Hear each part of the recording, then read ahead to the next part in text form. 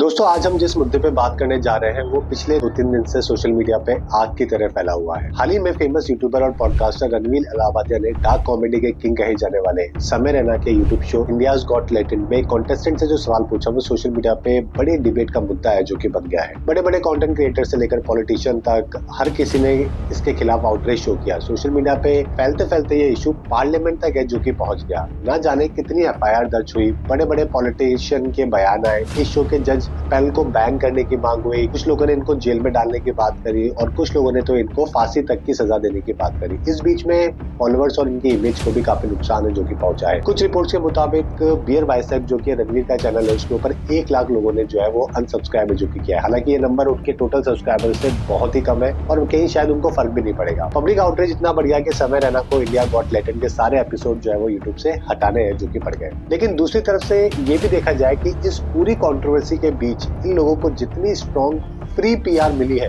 वो शायद ही कभी कोई खुद से जो है वो क्रिएट कर सकता था। अगर इनको ओलंपिक में मेडल जीतना पड़ता, अगर इनको इतनी पीआर है जो कि चाहिए होती, तो कहते हैं ना कि every marketing is a good marketing, उसी प्रिंसिपल के ऊपर है जो कि यहाँ पे चलता हुआ ये पूरा सिनेरियो है जो कि देखने को मिला। जनता को शायद नहीं पता होता, लेकिन कोई भी अगर कंट्रोवर्सी होती है, कोई भी आउटरीच होता है, कुछ भी अगर होता है ना, तो उसके पीछे एक वेल प्लान मैनर से टीम है जो कि काम करती है, पीआर टीम काम करती है, सो दैट उन लोगों का नाम उन लोगों तक पहुंचे और वो लोग इसको सर्च करें और उसके बाद वो उनके कहना कहीं यूजर है जो कि बन जाए। क्योंकि जो नेगेटिव इमेज होती है या नेगेटिव जो चीज होती है वो कुछ टाइम में जनता है जो कि भूल जाती है। खैर अब ये कंट्रोवर्सी क्या थी, वो क्या सवाल थे, शो में क्या हुआ था, ये सब अब तक सभी लोग हैं जो कि जान चुके हैं, तो आज हम इसके ऊपर बात है जो कि नहीं करेंगे। लेकिन इस पूरी कंट्रोवर्सी में ऐसे और भी बहुत सारे मुद्दे हैं जिन पे लोग बात नहीं कर रहे हैं, जो शायद आपको बहुत सारे एग्जाम्स के अंदर भी, मेंस के अंदर देखने को मिल सकता है क्वेश्चन, और बहुत जगह पे कॉमनली इसके बारे में डिस्कशन किया जाता है, freedom of speech and expression के बारे में, कि इसके असल में क्या मायने है। आजकल लोग freedom of speech and expression के नाम पे कुछ भी बोल देते हैं, तो क्या ये सब पूरी तरीके से सही है, गलत है,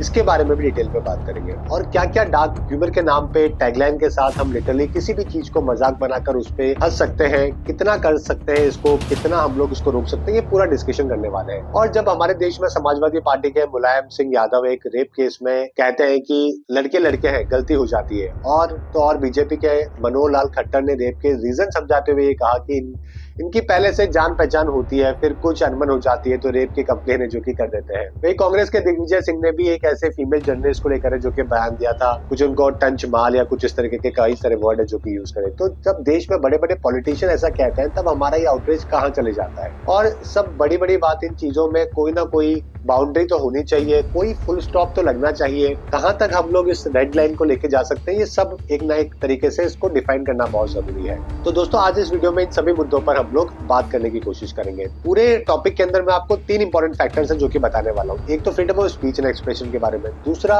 हमारे कौन कौन से लीगल लॉज हैं, और तीसरा हमारा ये जो कल्चर है बैन करने का, इन 3 चीजों के बारे में हम लोग बात करेंगे। तो दोस्तों भारत के कॉन्स्टिट्यूशन के अंदर आर्टिकल 19(1) के ए के तहत लोगों को स्पीच एंड एक्सप्रेशन का फंडामेंटल राइट है जो कि दिया गया है, लेकिन लोगों को ये राइट एब्सोल्यूट नहीं है। आर्टिकल 19(2) के तहत इनके ऊपर कुछ रीजनेबल रिस्ट्रिक्शन भी जो है वो हमने लगा रखे हैं। इन रीजनेबल रिस्ट्रिक्शन के अंदर कौन कौन से टॉपिक आते हैं, जैसे कि देश की सिक्योरिटी को लेकर, फॉरेन स्टेट के साथ फ्रेंडली रिलेशन को लेकर, पब्लिक ऑर्डर हो गया कि आप कुछ भी ऐसा नहीं करोगे कि पब्लिक ऑर्डर जो है वो खराब हो, डिसेंसी एंड मोरालिटी, ये भी इसके अंदर एक पॉइंट है कि आपको सोसाइटी में डिसेंसी और मोरालिटी मेंटेन करनी है, कंटेम्प्ट ऑफ कोर्ट, डिफमेशन, किसी के खिलाफ कुछ भी आप झूठ नहीं बोल सकते हो तो आपके खिलाफ डिफमेशन का केस हो सकता है। इंसाइटमेंट टू ऑफेंस, यानी कि आप कभी भी किसी को ऑफेंस करवाने के लिए कोई उनको प्रोवोक नहीं कर सकते हो, और साथ में सोवरेनिटी और इंटीग्रिटी ऑफ इंडिया का ध्यान रखना। तो ये सारे रीजनेबल रिस्ट्रिक्शन है जो कि माने जाते हैं। इन सब का मतलब यही है कि freedom of speech and expression पर लगाम लगाने के लिए ही ये सब काम में लिया जाता है। लोगों का freedom of speech and expression तब तक वैलिड है तब तक इन रिस्ट्रिक्शन को उल्लंघन नहीं किया गया है, लेकिन जैसे इस लाइन को क्रॉस करते हैं उनके इस अधिकार उनके हाथों से चले जाता है, और इस केस में भी इनके खिलाफ प्रॉपर एक्शन है जो कि लिया जाता है। अब रणवीर की केस की बात करें तो उसके अंदर भी आपको डिसेंसी और मोरालिटी के अगेंस्ट है जो कि बताया गया है। आप डायरेक्टली देख सकते हो कि ये अगेंस्ट आपके आर्टिकल 19(2) के तहत देखा जा सकता है, क्योंकि उन्होंने वाकई में ही इन लिमिटेशन को क्लियरली क्रॉस किया है। इसी वजह से उनके खिलाफ इतनी सारी एफआईआर है जो कि आपको देखने को मिली है। चलिए दूसरा एक और इम्पोर्टेंट पॉइंट देखते हैं कि international freedom of speech and expression क्या है, दूसरे देशों में क्या है।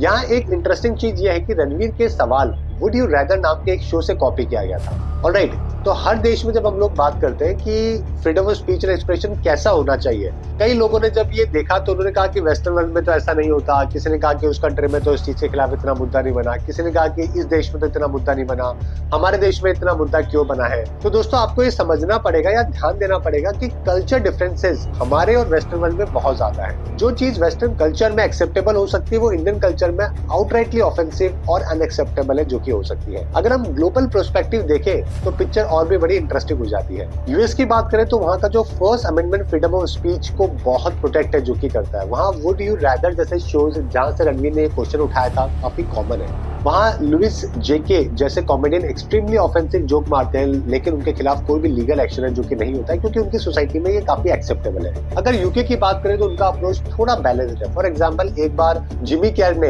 हॉलोकास्ट पर काफी कंट्रोवर्शियल जोक है जो कि क्या किया था, उसके लिए उनको क्रिटिसाइज किया गया, लेकिन अरेस्ट नहीं हुआ।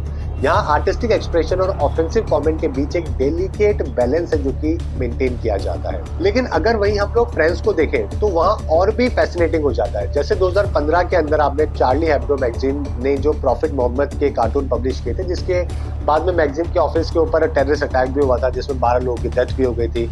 इस हादसे ने पूरी दुनिया में freedom of speech and expression पर बहुत गहरी डिबेट है जो कि छेड़ दी थी। और फ्रांस अपने कल्चर के लिए जाना जाता है, लेकिन चार्ली हेब्डो रुका नहीं। 2020 में जब सैमुअल पैटी नाम के टीचर को इसलिए हटाया गया क्योंकि उन्होंने इन कार्टून्स को क्लास में दिखाया था, तब मैगजीन ने फिर से वही कार्टून है जो कि पब्लिश करे थे। ये मैगजीन केवल रिलीजन तक ही नहीं बल्कि पॉलिटिशियन और पॉलिटिक्स पर भी काफी कंट्रोवर्शियल कार्टून बनाती है और उनके कल्चर में काफी एक्सेप्टेबल माना जाता है। अगर हम एशिया की तरफ आए तो सिनेरियो कंप्लीटली बदल जाता है। जैसे सऊदी अरेबिया में हालत और भी सवियर है। वहाँ पे ब्लास्फेमी को लेकर तो डेथ पेनल्टी तक है जो कि मिल जाती है। यहाँ एक्सट्रीम एग्जाम्पल दिखता है कि कुछ कंट्रीज में फ्रीडम ऑफ स्पीच कितनी ज्यादा लिमिटेड है। अगर हम रणवीर के इस केस को इन सब एग्जाम्पल के कॉन्टेक्स्ट में देखें तो ये साफ हो जाता है कि देश में कल्चरल सेंसिटिवनेस बहुत मैटर करती है। जो वेस्टर्न ऑडियंस के लिए एजी ह्यूमर हो सकता है वो इंडियन ऑडियंस के लिए कम्प्लीटली अनएक्सेप्टेबल है, जो कि हो सकता है। रणवीर ने शायद सोचा होगा कि वेस्टर्न स्टाइल ह्यूमर इंडिया में भी उतना ही काम करेगा, लेकिन उन्होंने कल्चर कॉन्टेस्ट को अंडर एस्टिमेट है जो कि कर दिया।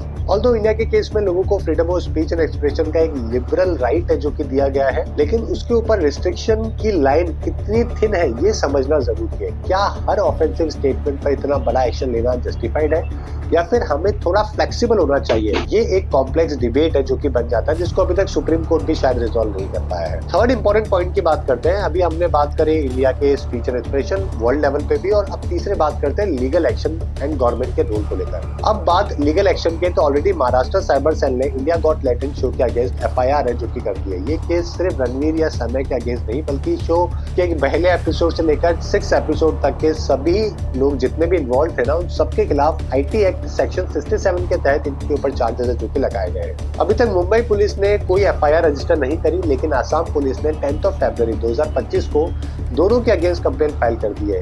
ये केस भारतीय न्याय संहिता जो 2023 में आया है उसके सेक्शन 296 के तहत ऑब्सीन एक्ट के चार्ज के ऊपर बेस्ड है। सिर्फ इतना ही नहीं, असम पुलिस ने भी रणवीर अलाहाबादिया के खिलाफ केस दर्ज किया गया है। नेशनल कमीशन फॉर वुमेन ने भी इस मामले पर एक्शन लिया है। एनसीडब्ल्यू ने रणवीर, समय, अपूर्वा, जसप्रीत, आशीष और शो के प्रोड्यूसर तुषार और सौरभ बोत्रा को 17 फरवरी एक हियरिंग के लिए जो है वो बुलाया है।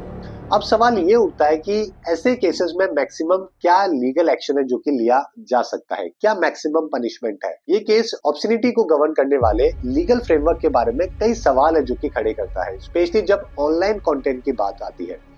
इंडिया में ऑब्सनिटी के मेनली 2 लॉज है जो कि इंडिया में गवर्न करते हैं। पहला है बीएनएस सेक्शन 295 जिसके बारे में हमने बात करी, जो ऑब्ससीन मटेरियल के सेल, डिस्प्ले, ट्रांसमिशन, पोजेशन को लेकर डील करता है। इसमें पहली बार पकड़े जाने पे 2 साल तक की जेल और 5,000 रुपए तक का फाइन है जो कि इसके अंदर लगता है। जबकि दूसरा कानून है इंफॉर्मेशन टेक्नोलॉजी एक्ट 2000 के सेक्शन 67, जहाँ स्पेसिफिकली ऑनलाइन ऑब्ससीन मटेरियल को कवर किया जाता है। यहाँ पे भी वही डेफिनेशन फॉलो करता है जो बीएनएस ने सेक्शन 294 के अंदर करी है, लेकिन यहाँ ज्यादा स्ट्रिक्ट पनिशमेंट है। अगर किसी ने पहली बार ये रूल तोड़ा है तो उसको लगभग 3 साल की सजा और 5 लाख रुपए तक का फाइन है जो कि देना पड़ता है। हिस्टोरिकली इंडिया के ऑब्सनिटी लॉ काफी जुडिशियल रूलिंग से शेप हुए हैं। ओवर द टाइम कई सारे केसेस होने के बाद में हमें इसके बारे में पता लगता है। जैसे कि एक इंपॉर्टेंट रूलिंग 1964 में Ranjit Udeshi versus state of Maharashtra case में, जिसमें सुप्रीम कोर्ट ने डीएच लॉरेंस की किताब लेडी चैटर्जी लवर को सेक्शन 292 आईपीसी के तहत ऑब्सीन डिक्लेयर किया था। यह डिसीजन 1868 के ब्रिटिश केस क्वीन वर्सेस हैकलिन से बोरो किया गया था, जहां हैकलिन टेस्ट डिफाइन करता है अगर कोई कंटेंट लोगों को करप्ट या डिप्राइव करने की टेंडेंसी रखता है तो उसे ऑब्सीन माना जाता है, यानी कि आपके नेचर में कुछ चेंज आना चाहिए। लेकिन टाइम के साथ यूएस एंड यूके ने ऑब्सनिटी को रीडिफाइन किया। 59 में यूके के ऑब्सीन पब्लिकेशन एक्ट ने यह रूल किया कि किसी भी वर्क को उसके एंटायरिटी में देखा जाना चाहिए, यानी कि वो कंप्लीटली किस कॉन्टेक्स्ट में बोला गया है। 1957 में यूएस के सुप्रीम कोर्ट ने रूट वर्सेस यूएस केस में भी कम्युनिटी स्टैंडर्ड टेस्ट इंट्रोड्यूस किया, जो ये दिखाता है कि कंटेंट को डोमिनेट उसकी थीम जो है वो क्या अपील करती है, इसके ऊपर मैटर करता है। वक्त के साथ इंडिया में भी अपने लीगल अप्रोच है उसको इन्वॉल्व है जो कि किया है। जैसे कि 2014 की केस की बात करें, जहाँ पे Aveek Sarkar versus state of West Bengal में सुप्रीम कोर्ट ने कम्युनिटी स्टैंडर्ड टेस्ट है जो कि अडॉप्ट किया और रूल दिया कि किसी भी कंटेंट को उसके कॉन्टेस्ट और एंटायरिटी में जज किया जाना चाहिए, ताकि कभी भी कंक्लूजन जो है ना वो इतनी जल्दी से ना आ सके और उसके ऊपर थोड़ा थॉट प्रोसेस के साथ में काम कर सके। ये शिफ्ट मॉडर्न सोसाइटल नॉर्म्स को रिफ्लेक्ट करता है। जैसे हर ऑफेंसिव कंटेंट ऑटोमेटिकली ऑब्सीन नहीं होता है, लेकिन डिजिटल प्लेटफॉर्म के राइज होने के साथ ऑब्सनिटी का डेफिनेशन और टेस्ट है जो कि होना बाकी है। 2024 में सुप्रीम कोर्ट ने कॉलेज रोमांस यूट्यूब सीरीज थी एक, उसके क्रिएटर के अगेंस्ट भी एक प्रोसीडिंग जो है वो क्वेश कर दी थी। काफी लोगों ने जो है वही सेम कहानी बोलकर उसके खिलाफ केस लगाया था। कोर्ट ने क्लैरिफाई किया कि ऑब्सनिटी और फाउल इंडिसेंट या प्रोफेन लैंग्वेज अलग होती है। जज ने कहा कि सीरीज में सेक्सुअल लैंग्वेज थी पर उसका इंटेंट लस्ट या सेक्सुअल थॉट को इन्वॉल्व करना नहीं था। यहाँ भी कम्युनिटी स्टैंडर्ड टेस्ट लगाया गया और ये कंक्लूड किया गया कि वर्ड में अगर एंगर, फ्रस्ट्रेशन और एक्साइटमेंट एक्सप्रेस कर रहा है और अगर आपने मान लीजिए कोई सेक्सुअल अरोजल नहीं देखने को मिल रहा है तो इट्स कम्प्लीटली ऑलराइट। ये रूलिंग दिखाती है कि जुडिशरी अब ऑनलाइन कंटेंट को नए पर्सपेक्टिव से जो है वो देख रही है। हर क्रूड लैंग्वेज या सेक्सुअल रेफरेंस ऑटोमेटिकली ऑब्सीन नहीं होता है जब तक वो एवरेज यूजर के अंदर लस्टफुल थॉट है ना वो क्रिएट ना करे। अब रणवीर के केस में सेम चीज अप्लाई होती है नहीं, ये तो हम जुडिशरी के ऊपर ही छोड़ते हैं। उसमें जुडिशरी को भी ये देखना पड़ेगा कि इन बातों से सोसाइटी के ऊपर क्या इम्पैक्ट पड़ा, लोगों के थॉट के ऊपर क्या इम्पैक्ट पड़ा, सेक्सुअल अरोजन हुआ कि नहीं हुआ, ये सारे फैक्टर देखने पड़ेंगे, तभी इस चीज को जस्टिफाई किया जाएगा। लास्ट बात करते हैं हमारे कल्चर को लेकर, कैंसिल कल्चर। लेकिन यहाँ अगला सवाल ये उठता है कि कॉमेडी में एक रेड लाइन ड्रॉ करना जरूरी है। क्या डार्क कॉमेडी के नाम पर हम किसी की डेथ, डिसेबिलिटी, सेक्सुअलिटी, अमीरी, गरीबी, शोषण को अपने हंसाने का जरिया बना सकते हैं? डार्क कॉमेडी के सपोर्टर इसको कितना भी डिफेंड कर ले, लेकिन एक कल्चर सिविलाइजेशन का हिस्सा होने के नाते क्या ये हमें सच में शोभा देता है? ये हमें सोचना चाहिए। आमिर खान, जावेद अख्तर से लेकर बहुत लोगों ने इसके बारे में कई बार बात करी है। आपने स्टार्टिंग के अंदर वीडियो देख लिया होगा। हालांकि कॉमेडी एक सब्जेक्टिव आर्ट फॉर्म है, जो किसी को फनी लगता है वो दूसरे को ऑफेंसिव लग सकता है। लेकिन जब किसी के हाथ में इन्फ्लुएंस की पावर होती है तो वो अपने साथ एक स्ट्रॉन्ग रेस्पॉन्सिबिलिटी भी लेके आता है और वो आपसे पब्लिक मोरालिटी मेंटेन करने की भी उम्मीद है जो कि करता है। रणवीर का केस भी क्लियरली उनकी ऑडियंस और देश की यंग जनरेशन के प्रति उनकी रेस्पॉन्सिबिलिटी को नजरअंदाज है जो कि कर रहा है। लेकिन यहाँ एक और बड़ा सवाल उठता है कि क्या हमें इसके जवाब में कैंसिल कल्चर को प्रमोट करना चाहिए या इसको कर देना चाहिए? जब सेलिब्रिटी या इन्फ्लुएंसर कुछ ऐसा कह देते हैं या फिर कुछ ऐसा कर देते हैं तो जो लोगों को पसंद ना आए तो सोशल मीडिया पे उनके खिलाफ एक कैंपेन है जो कि शुरू हो जाता है। लोग उन्हें कैंसिल कर देते हैं, उनके कंटेंट को बाइकआउट कर देते हैं, अनफॉलो कर देते हैं और ब्रांड उनसे दूरी है जो कि बना लेते हैं। अब इस वाले केस में कितना हमें देखने को मिलेगा वो तो बड़ा मुश्किल है, लेकिन रणवीर के केस में भी यही हुआ। एक दिन पहले तक बियर बाइसेप्स एक सक्सेसफुल यूट्यूब चैनल था, लेकिन अब इसको लोग कैसे देखेंगे? लेकिन फिर अभी एक वल्गर जोक ने सब कुछ बदल दिया। कैंसिल कल्चर के इम्पैक्ट यही होता है। और आपको ये भी बता दें कि ये कंट्रोवर्सी पहले भी हो चुकी है। 2015 में एआईबी की कंट्रोवर्सी में भी कुछ ऐसा ही हुआ था। तन्मय भट्ट ने लता मंगेशकर और सचिन तेंदुलकर पर ऑफेंसिव जोक है जो कि कहे थे, जिसकी वजह से ऐसा ही हंगामा हुआ था। इससे एआईबी को बहुत नुकसान हुआ था। तन्मय को शो से हटाया गया। कैंसिल कल्चर का एक और एग्जांपल हार्दिक पांड्या के कॉफी विद करण के अंदर भी है। उनके सेक्सिस्ट कमेंट के बाद उनको टीम से भी कुछ टाइम तक के लिए हटा दिया गया था। हालांकि वो परफॉर्मेंस पैरामीटर भी था, लेकिन इवन दो काफी आउटरेज है जो कि पब्लिक में देखने को मिला था। दोनों का ही आज के टाइम पे काफी अच्छा कमबैक है जो कि हो चुका है। तो इंडियन कॉन्टेस्ट में ये भी देखा जाता है कि कुछ भी चीज अगर खराब होती है तो कुछ महीने के बाद में वापस से चीजें सही भी हो जाती है। लेकिन अब ये देखना होगा कि इन दोनों का करियर वापस से बाउंस बैक होता है या फिर इनका करियर वापस कंट्रोवर्सी में चले जाएगा।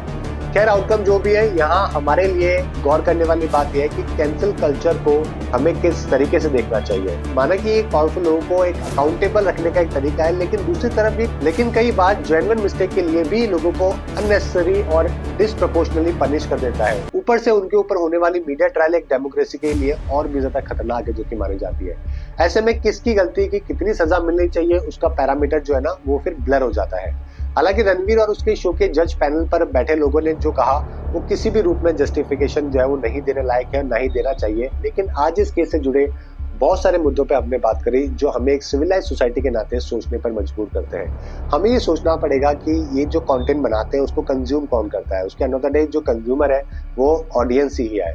तो अगर किसी को पसंद आता है तो उनको देखना चाहिए, किसी को पसंद नहीं आता है तो नहीं देखना चाहिए। लेकिन अगर कोई इन्फ्लुएंसर है, अगर आपसे 10 लोग प्रेरित होते हैं तो आपको एक सोशल रेस्पॉन्सिबिलिटी भी निभानी उतनी ज्यादा जरूरी है जो कि हो जाती है।